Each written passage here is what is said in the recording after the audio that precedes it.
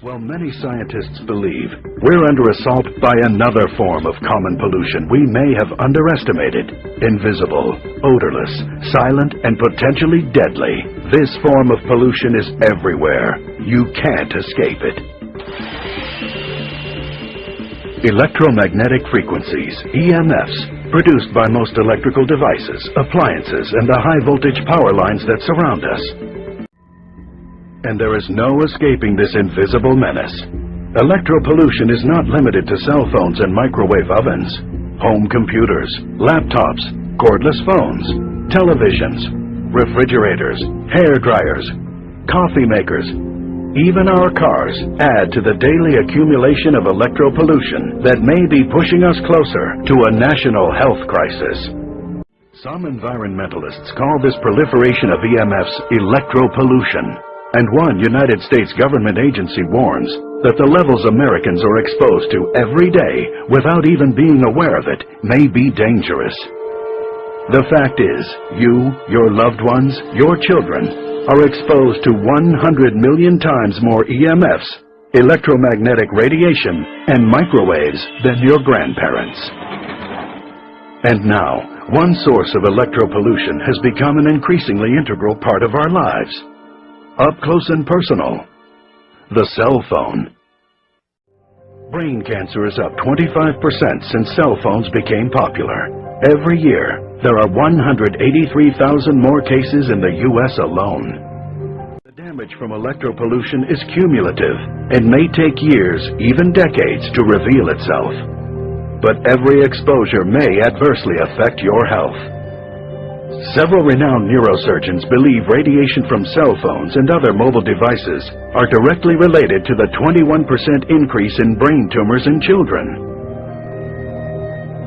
Children and teenagers are at greatest risk from electropollution damage because their skulls are thinner, they have more brain fluid, and their bodies are not fully developed.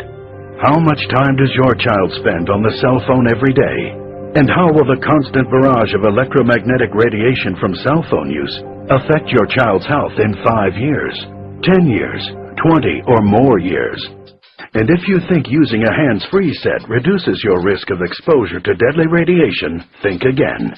According to research commissioned by Britain's Consumer Association, conventional hands-free sets may actually increase electric field strengths inside a user's head by 3.5 times. It appears that the headset wire acts as a concentrating aerial that attracts and channels radiation toward the head, not just from your cell phone, but from all sources of EMFs, electromagnetic radiation, and microwaves in the vicinity. In a recent study, neurosurgeons at Lund University in Sweden proved conclusively a link between radiation emitted from cell phones and brain damage. The researchers attached cell phones to the cages of rats and exposed them to intermittent electromagnetic radiation for only 2 hours, emulating typical cell phone use. 50 days after that single 2-hour exposure, the rat's brain showed significant blood vessel leakage, as well as areas of shrunken, damaged neurons. Researchers concluded that if human brains are similarly affected, the damage could produce significant long-term mental deficiencies.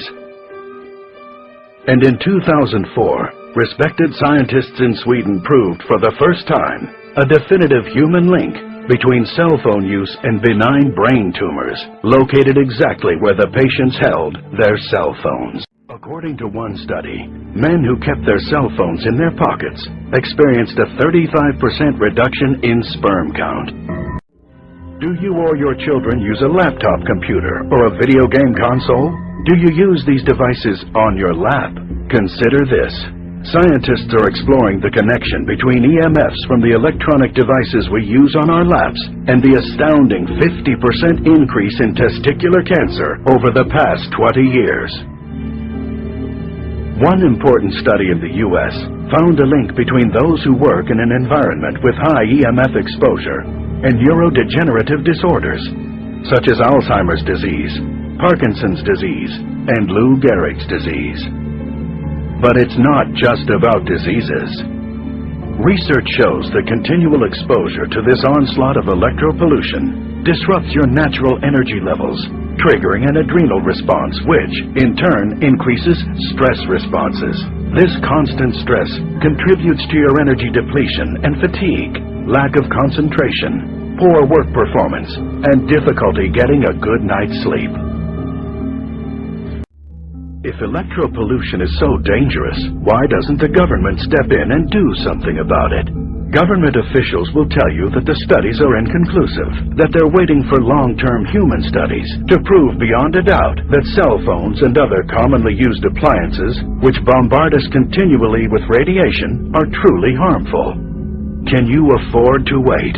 Are you willing to put your health and the health of your loved ones on the line while the government spends years confirming what so many respected scientists already consider an international health crisis?